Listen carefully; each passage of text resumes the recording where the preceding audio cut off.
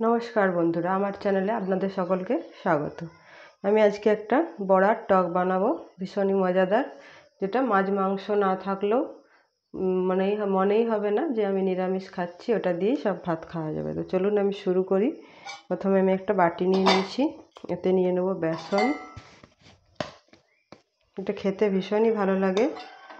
এখানে আমি বেসন নিয়ে নিচ্ছি, পরিমাণ মতো বেসন নেবেন, যেমন বানাবেন।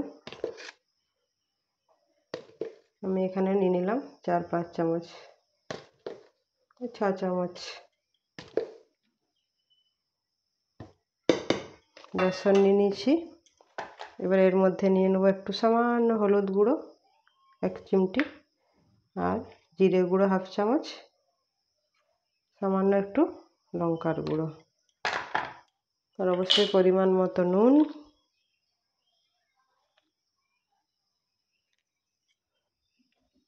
দিয়ে দেবো একটু বেকিং সোডা, যেটা খাবার সোডা বলে, বা বেকিং পাউডার যা থাকবে সেটাই দিতে পারবেন। এটা 1 চিমটি দিয়ে দিলাম। এবার এটাকে আমি একটু একটু জল দিয়ে মেখে নেব।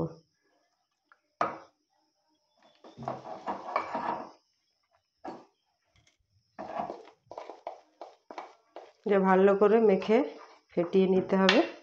যত এটা ফেটানো যাবে তত বড়টা স্পঞ্জি হবে, নরম হবে, ভেতরে গ্রেভিটা ঢুকবে, খেতেও ভীষণ ভালো হবে।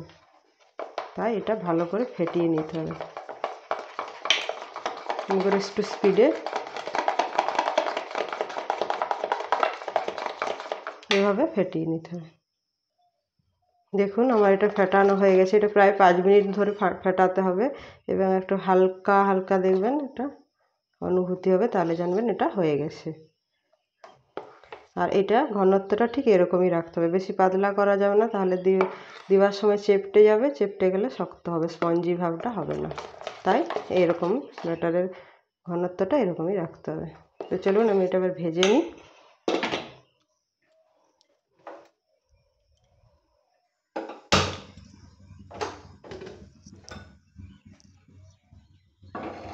প্যান বসিয়ে দিলাম,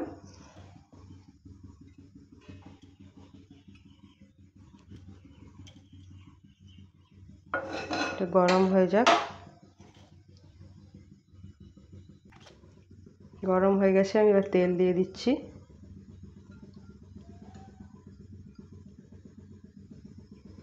চার চামচের মতো তেল দিলাম।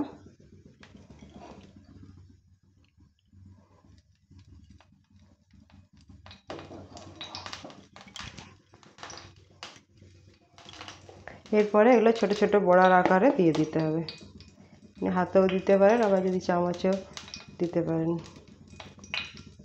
এভাবে ছোট ছোট বড়ার আকারে দিয়ে দিতে হবে।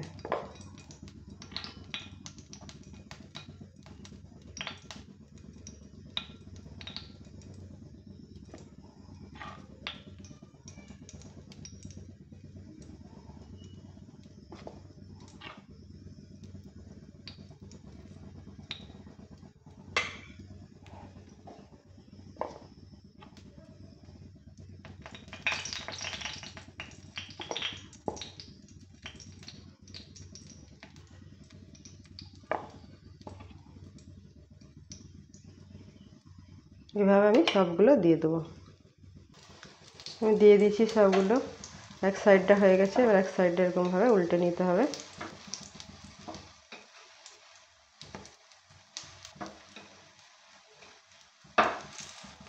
আর আঁচটা মিডিয়ামে রাখতে হবে, নইলে পুড়ে যাবে আর ভেতরটা কাঁচা রয়ে যাবে। এভাবে সবগুলো উল্টে দিতে হবে। ফুলে কত বড় হয়ে গেল।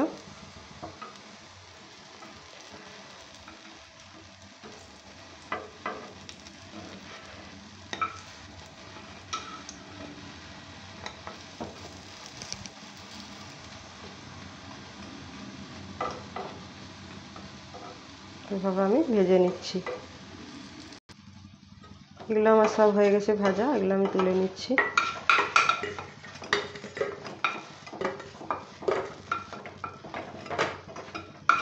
আমি যেভাবে বানাচ্ছি সেভাবে একবার অবশ্যই ট্রাই করবেন। অন্তত একবার ট্রাই করবেন, একবার বানালে বারবার বানাতে ইচ্ছে হবে। এবারে আমি বাকিটাও ভেজে নিচ্ছি যেটা আছে।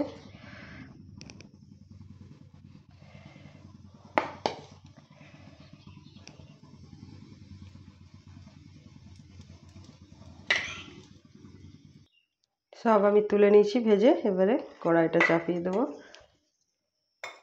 সরিয়ে দিলাম, কড়াই বসিয়ে দিলাম।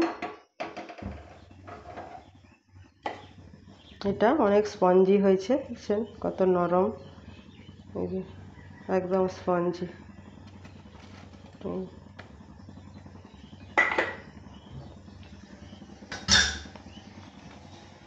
আর আমি এখানে তেঁতুল নিয়ে নিয়েছি। তেঁতুলটা আমি 10 মিনিট আগেই ভিজিয়ে রেখেছিলাম, দিয়ে সেটা একটু চটকে নিলাম। এবার দিয়ে দেবো 1 চামচ তেল, বেশি তেল দেওয়ার দরকার নেই। লঙ্কা আর 5 ফোড়ন। খুবই সহজ একটা রান্না, বিশেষ কিছুই লাগছে না, শুধু তেঁতুল আর বেসন দিয়েই একটা দারুণ টেস্টের জিনিস বানানো যাবে।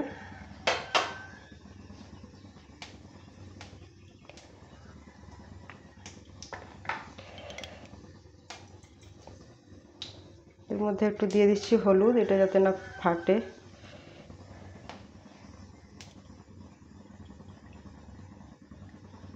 এরপরে এই যে ভেতরে তলায় ছিবড়াগুলো আছে, এগুলো হাত দিয়ে তুলে দিতে হবে, আর নাহলে চাইলে ছাঁকনি দিয়ে ছেঁকেও নিতে পারেন। এই জলটা আমি দিয়ে দেবো এর মধ্যে।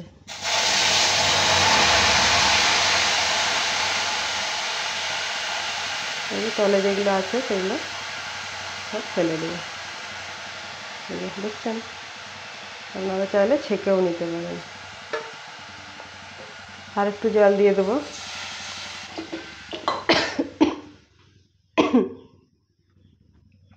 দিয়ে দিচ্ছি আর একটু হলুদ গুঁড়ো, জিরে গুঁড়ো, লঙ্কা গুঁড়ো আর সামান্য একটু নুন।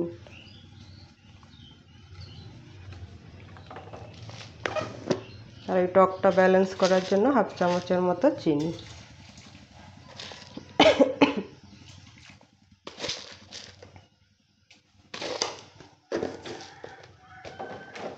এটা ফুটিয়ে নিতে হবে।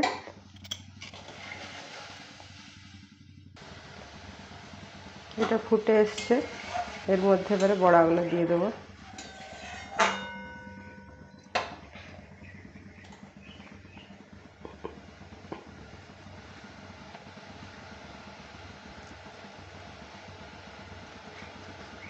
দেখছেন পুরো ভাসছে, এতটাই নরম হয়েছে।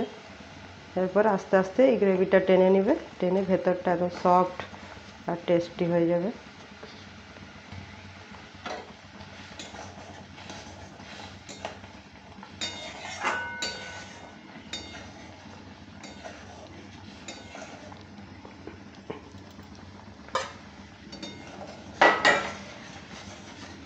একটু ফুটিয়ে নিতে হবে, তারপরে হয়ে গেল।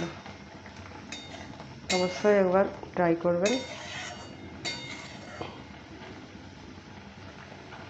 আমার রেসিপিগুলি যদি আপনাদের ভালো লেগে থাকে, অবশ্যই একটি লাইক দিয়ে আমাকে উৎসাহিত করবেন, এবং পরের নতুন নতুন আরও রেসিপি পেতে আমার চ্যানেলটিকে সাবস্ক্রাইব করে রাখবেন। যারা আমার ভিডিও দেখছেন তাদেরকে অসংখ্য ধন্যবাদ।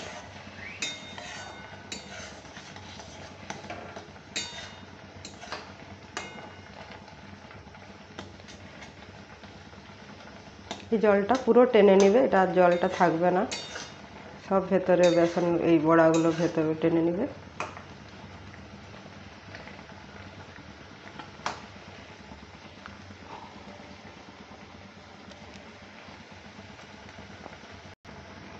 হয়ে গেছে, আমি এবার বন্ধ করে দেবো। এই বাকি যে জলটা আছে ওটা পরে পুরো টেনে নেবে।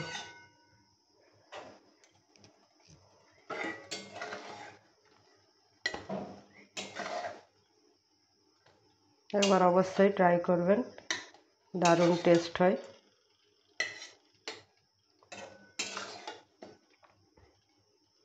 আমার তো ভীষণই ভালো লাগে, আমাদের সবারই, সেই জন্যই ভাবলাম আপনাদেরও নিশ্চয়ই ভালো লাগবে, শেয়ার করি আমাদের সাথে।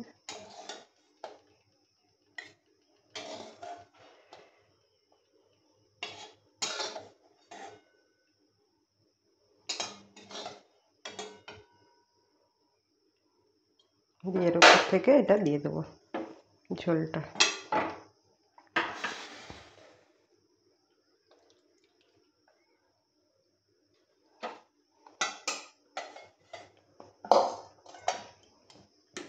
দেখুন হয়ে গেল আমার বড়ার টক।